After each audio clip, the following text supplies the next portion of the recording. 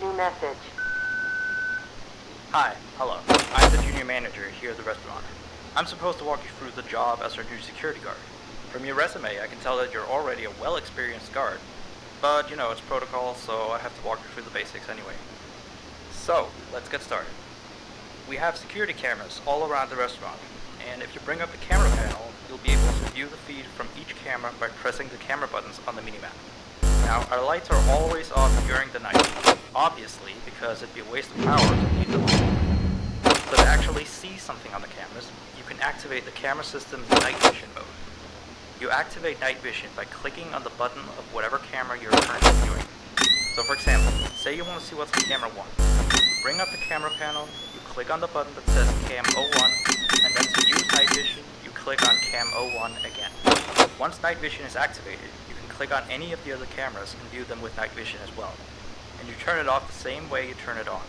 Now, night vision takes more power than regular vision, so make sure you use it sparingly.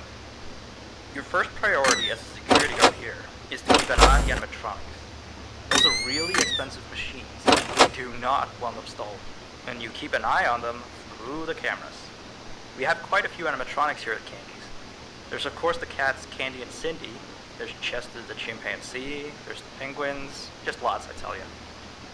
So, you also have 3 security doors in your office, each of which can be closed by pressing the door button by each door. These are here in case you're in some sort of danger, but personally I just use them to shut myself off from the world when I need a break. But don't let me be your role model on that one.